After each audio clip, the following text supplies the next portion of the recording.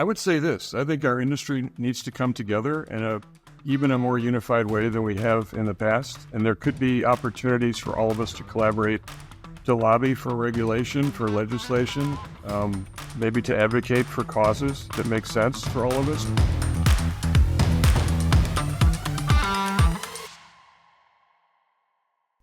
Hi, and welcome to Loyalty Stories. That is Antavo's podcast on customer loyalty and loyalty programs. I am Gabor Vig, one of the partnership managers at Antavo, and Antavo is a technology vendor that empowers loyalty programs all over the world. We help various great businesses such as KFC, Benefit Cosmetics, and very well-known global automotive and fashion companies and airports and so on. In this Loyalty Stories podcast, we dive into the trends around loyalty programs and customer loyalty. We talk with industry experts all around the world to pick their brains to learn what's next and what's new for loyalty programs.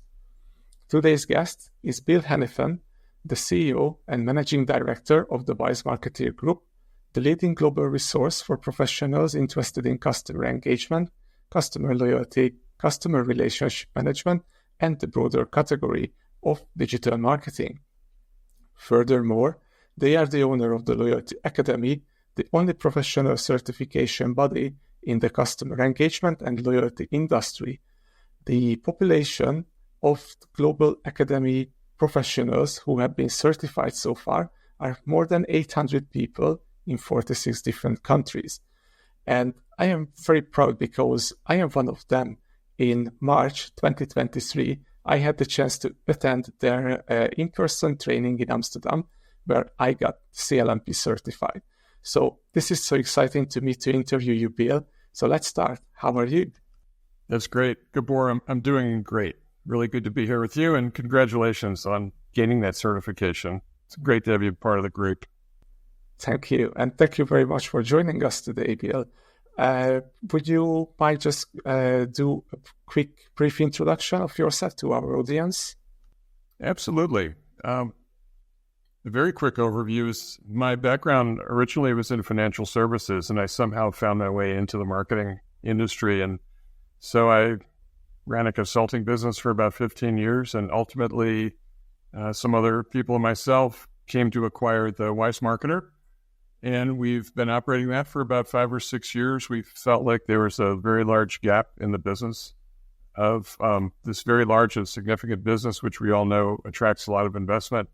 And we didn't have a source of news and research and opinion, really, that was independent and unbiased and could be trusted by the industry. So I feel like I've spent the last 5 years in service of the industry and trying to elevate all of those around us, Antavo included. Antavo has been a tremendous contributor of content and just thought leadership and really has helped us in the work that we've done over the last couple of years. Thank you, Bill.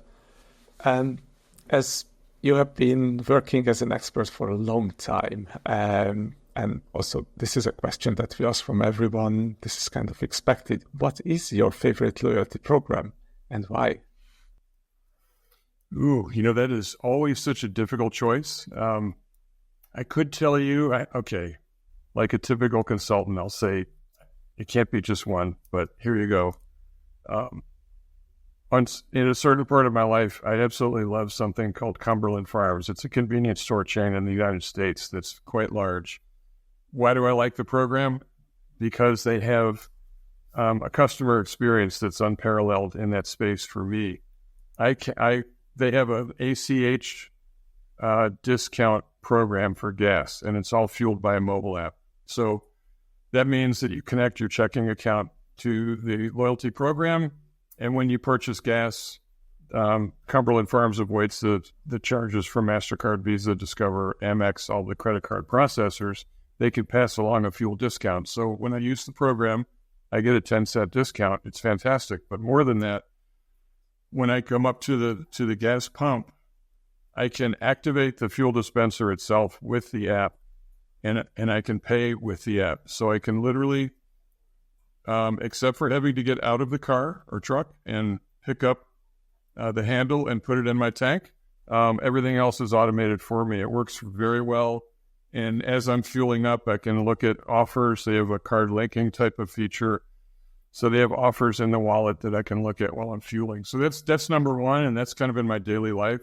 The other one, like as a business person, for me has to be Marriott. It's over the years I've spent so much time in Marriott hotels, and I think you've heard us talk about the psychology of loyalty. Like the more you build equity in a program, sometimes the more dedicated you become to that program. And I've built up that equity in Marriott, where I see the way they treat you when you're on property.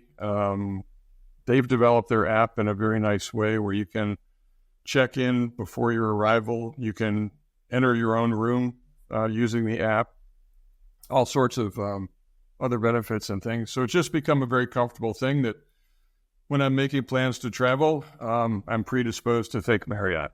It's no offense against any other hotel chain, because I'm sure, I do stay a lot of other places, but it's one of those things where, and I guess in each case that I'm describing to you, it's where the loyalty program becomes part of my whole experience.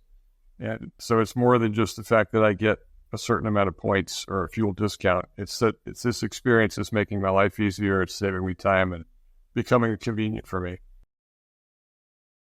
Oh, that's great. I think I should subscribe to the Marriott loyalty program, because you are not the first person who I interviewed telling me that's their best.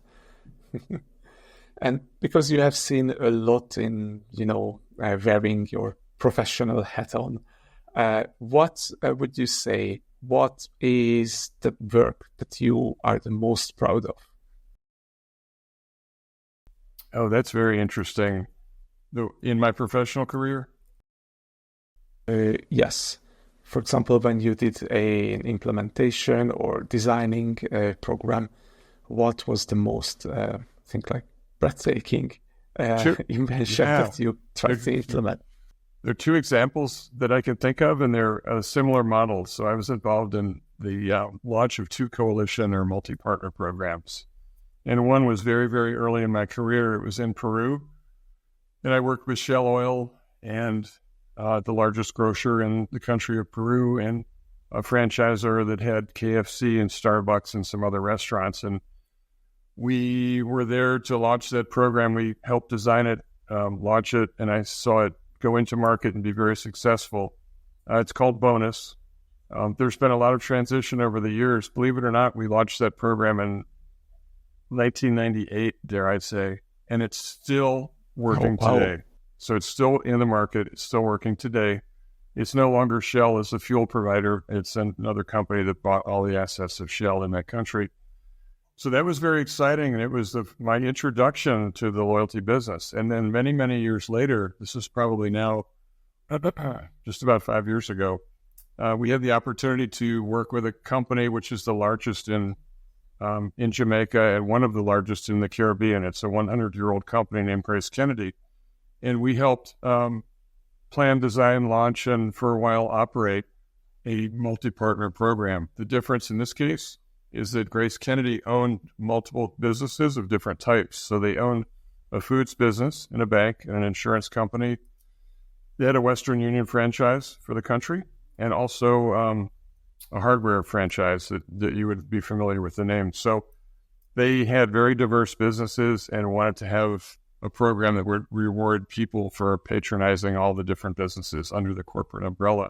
And that was about a 3-year planning process. It's still running today, doing quite well. But those two are very, very memorable. There are many other programs in between that we've worked on and helped to launch. But those two, very challenging. If you notice, they're both outside the United States, which made it even more interesting. And so, yeah, those are the two I think of. Sounds pretty interesting. And because you receive a lot of information and you do a lot of research on your own within the Voice Marketeer, what would you consider the big changes in loyalty space in the recent years?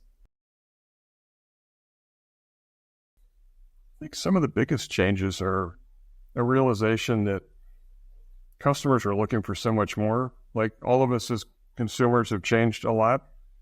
And it's some of the changes were on the way, but the pandemic maybe accelerated some of our behaviors, the change that was happening, and it's accentuated the way we think. I know from your report in 2023, the Antavo Global Loyalty Survey, it talks about the impact of inflation and increased interest rates. And I think, those are the sort of influences, along with the way people are thinking, that have really forced brands to change quickly. So what I see is that loyalty is a little bit less, to me, about the reward, and it's a little bit more about the experience. So it's the customer experience, it's the recognition, it's all of their, and they're not intangibles, but they're an aspect of the program that I think are very, very important. And I'll give you a quick example. People are very, they're not nearly as tolerant as they used to be with the way a brand will present their loyalty program. So someone just told me a story recently about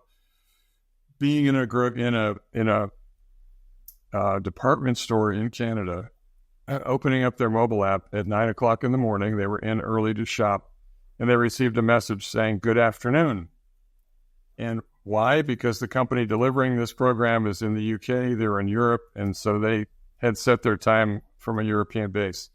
It's an easy mistake for anyone to make, but I find that consumers are less tolerable of those types of mistakes. They expect, it's almost as if, you look at Amazon in the subscription space, and the consumer expects every subscription program to be as rich and wonderful as the Amazon program. Well, we know it may not be possible, but still consumers are having that expectation. So it's a way of saying I think the expectations for loyalty are much higher, and I think they're more, the values is expected to be delivered around the experience, and everything's supposed to work very well and be seamless. Yeah, it's sometimes, as you said, really annoying to find glitches in personalization. And for example, you disclose a couple of your details with the brand, and when you receive the invoice, something doesn't look good over there, and some of these details are wrong. So, That's or right. just receiving an email that hi first name, or just simply hi there. That's right. Yeah. Regarding the future, because hopefully the future is really bright for loyalty. What do you think? What will be the biggest trends, or maybe the two biggest trends in the upcoming years? Yeah. So just to set you at ease, I do think the future for loyalty will be very bright. I think that the business that we're all working in, Gabor, is so important to marketers, to CMOs, to everyone in the C-suite. Why? Because it's becoming more difficult to acquire data for customers, consumers. And I think brands are realizing that, this whole topic of zero and first-party data, brands are realizing how important the data is, one, and how consumers are a little more hesitant to give it up. They're looking for value in exchange. They want their data to be protected. So the burden is much more on the brand. How do we do this correctly? How do we do this very efficiently? And interestingly, loyalty programs, I can't think of a better way than some kind of an opted-in structured program with a value proposition, with great technology that works across different channels. Best way to create trust with the customer and have a conversation with the customer. So I think the business is going to continue to be important. One of the most important things for us to think about for the future is to start to gain more access to the C-suite and to be able to be convincing of them that loyalty is a business, that loyalty is not something to be relegated to the marketing department only, that it's a campaign or a promotion or something that maybe this year we like it, maybe this next year budget is tight, we don't like it so much. I think that the burden is probably on all of us in the industry to make the case, but the case needs to be made that when you're talking to the C-suite, they're thinking about what's my strategic plan? How will I become truly customer-centric? How will I achieve these big objectives that I have for my shareholders, my stakeholders? And I think that loyalty will be in that conversation more and more. So it's treating loyalty as a business, it's gaining access to the C-suite, and then probably tied to that is to have more operational integration across the enterprise for loyalty. So we realize that loyalty as a design strategy, as a marketing program is one thing, but it doesn't work unless it works across the enterprise. So these examples we've been talking about, everything has to work down to the level of when I'm standing at the electronic cashier, or I'm standing at the fuel pump, or I'm on your website. All these connection points have to work really, really well, and they have to work consistently for the consumer to be convinced that it's not a loyalty program like an add-on thing, a satellite going around your globe, but it's actually just a natural part of your business. It's just like, as I expect your shopping cart to work, your loyalty program should work, and it should seem like it's nicely integrated. So we're doing much more work in creating steering committees at the executive level, inviting cross-functional collaboration of executives, and to do planning for loyalty at that level. And we found out when we do that kind of work, the implementation is more smooth. You have shared objectives across the entire executive team, and you end up getting better results and definitely more buy-in from the entire enterprise. So that's, I think, one or two of the most important things that we could be thinking about for the future. Yeah, I 100% agree with you, Bill. What we see is, especially on the integration side, is what we see is sometimes loyalty is kind of siloed from other business units or departments within the organization. And if someone wants to come up with an idea, come up with a strategy, then they might see a pushback from a different department. So yeah, definitely it's like a learning curve, I would say. Yes. And in terms of technology, and of course, technology, it needs to be integratable as well. But on top of this, what do you think? What would be the best features, not just the nice to have, but the have to have features of a loyalty technology company to support all of these trends evolving in the market? I might answer it a slightly different way, as opposed to naming specific areas of capability or functionality. I think one of the most important things about loyalty technology these days is it has to be available in small bites. So I've heard people use the term modular loyalty. They use also the term microservices.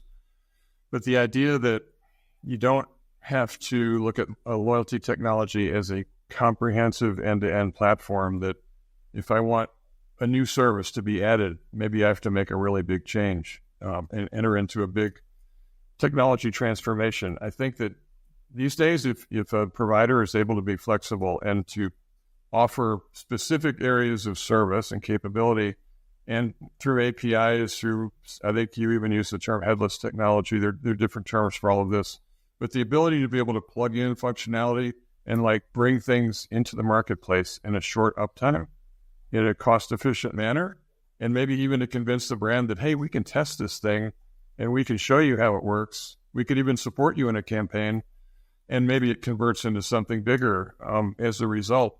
I think that approach with loyalty technology today is consistent with the way CIOs, CTOs are looking at all of their technology stack in different areas of the business.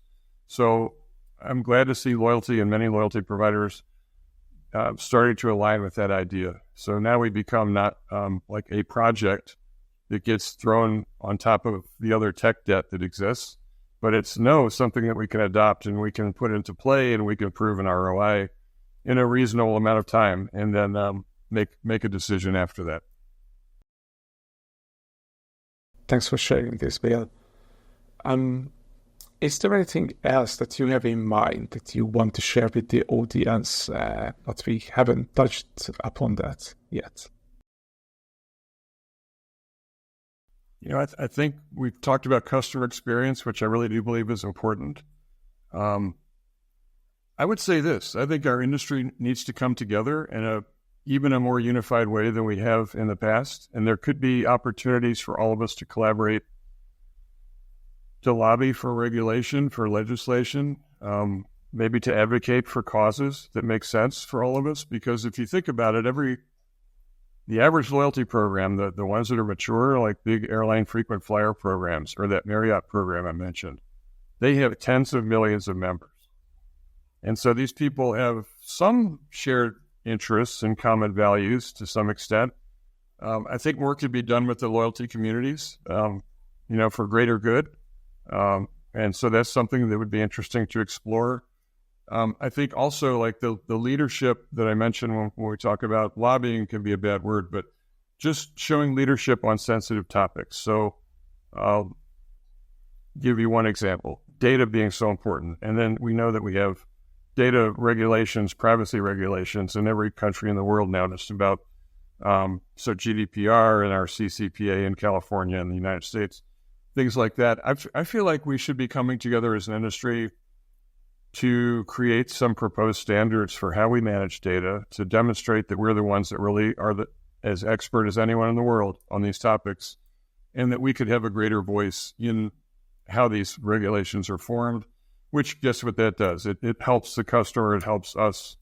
It also elevates what loyalty really means to the business world. So I think there's some significant opportunities like that, and they'll work really well if we can all join together and work in a collaborative way to advocate for those things, whether it's at the European Union level or in the United States, to Congress, something like that. But I'd like to see us do more of that over the next couple of years. Yeah, I'm hoping to see it as well. And previously you mentioned, when I asked you about the technology capabilities, you mentioned CIO or CTO. We come across them as like typical stakeholders when we talk about loyalty. What is your experience so far, Bill? When you work with a company, who owns the loyalty projects the most, or who are your key stakeholders? That's a very interesting question, and that's tied to how do we get better traction across the whole C-suite that I was talking about earlier. I think the first book that was handed to me, one of the first books, when I came into the loyalty business and actually worked for a dedicated loyalty agency, well, there was two. One of them was a book from Fred Reichheld about his first book about loyalty. And then it's called The Loyalty Effect, I believe. The second one was a book called Strategic Selling. And so it alerted me to the fact that this was a complex, quote unquote, complex selling process. And we needed to gain the approval of multiple types of buyers. And it's true to this very day. So, if you have the support of the CEO, you're in the best position that you could be. Because if you have that advocacy at the very top, things become easier, right? And so I guess I hesitate to say that there's one person who's most important, but that is a very, very important. If you can reach that level, and you can't always, but if you can reach that level, you're going to have success more times than not. I think if you have limited access to the CEO, whoever he or she is, I think the smartest thing to do is to gain that acceptance across the entire group. So CFO has to understand, has to buy in, has to believe your financial model that you propose. That's critical. Usually you have maybe the CMO or somebody in the marketing area who's maybe your initial contact. They brought you in. So assume that they're mostly on your side already, but you must go get the support of CFO. And then the other person is either like an operational executive or somebody who's running all the retail business, if you're talking to a retailer, but somebody who's actually at that level where they're rolling up the sleeves, managing districts and stores, down to that level. Maybe has training budgets so that we can train the frontline staff in a company, things like that. So, it's to say that you really would like to have CEO. If you can't get there, make sure that you have across the board, leverage your initial support from the CMO and try to gain access and conversation with operations, with technology, and with finance. And I think if you're very conscious about that and go after it from the very beginning, that you'll end up in the best place possible.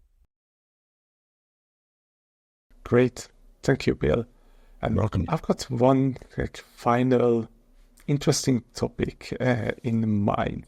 So because you started off on like a different career path and then you ended up in loyalty, if you were giving an advice to a young person, let's say coming out straight from university, starting off as a loyalty manager, but that person wants to become one day head of loyalty, what would you advise to that person?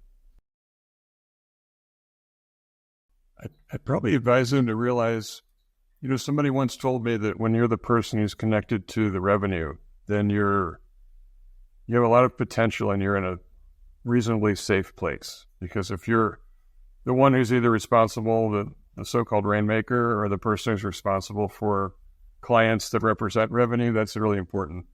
So in our business, there's the customer base, which is undeniable of importance. It should be the asset that is of greatest importance to every company. So I would tell somebody coming out of college, university, to realize if they believe that model is right, that the customer is everything and drives revenue, and in turn that drives the fortunes of the business, realize that a career in loyalty is very meaningful, right? And you can come to that career through multiple means. You could be an expert in finance and understand the liability and budgeting and all those areas of the business. You can demonstrate to the board of directors the value of driving more value in a customer portfolio, or you could come through an agency way, be highly creative and have a strategic mind. So I think there are many ways. You can also approach it from technology, of course. There's so many brilliant technologists that have changed the game in the loyalty space. So there are multiple paths, and I think we just need to probably raise awareness that loyalty is a career, actually. I think some people fall into it, or they start somewhere and then transition into it. So it'd be interesting to see if we could get more recognition at the university level and have younger, smart people thinking about, oh, this is actually a career I would consider from the very beginning. That would be interesting to see that transition. Yeah, I agree with that, Bill. Because I started off my career completely differently, and I ended up in loyalty, and I just love this space. So I think after long thought, I found my destiny, hopefully. So you're a great example of that, then. That's great. And great stuff, Bill. Thank you very, very much for being here with us today and sharing your thoughts. I really enjoyed our conversation. My personal favorite of today's conversation and my key takeaway is when we were talking about the bright future of loyalty programs, and this can be also a career path, and the importance of the data, and that this is a very great tool to become customer-centric, collect first-party, zero-party data. So I really enjoyed this session. Thank you very much, Bill, for being here with us today. Hey, Gabor, it's really been my pleasure. It was a great set of questions and a great conversation. I really appreciate the opportunity to be here with you, and keep doing your great work at Antavo. Thank you, Bill. And for the viewers, wherever you listen to us, be it on podcast platform, YouTube, or LinkedIn, please like us, like this podcast, and subscribe to our channel to see what's new and get notified when the next episodes are out. And also tell us about what you think of loyalty here in the comment section below. Visit Antavo.com to discover your next loyalty software. Antavo is a next-generation loyalty program technology company used by global companies like KFC, Benefit Cosmetics, Global Automotive, Fashion, and airports all over the world. Also visit the Wise Marketeer's website at thewisemarketeer.com or Bill's LinkedIn page to find out more of his exciting details of work. Thank you, and see you on the next one. Bye for now.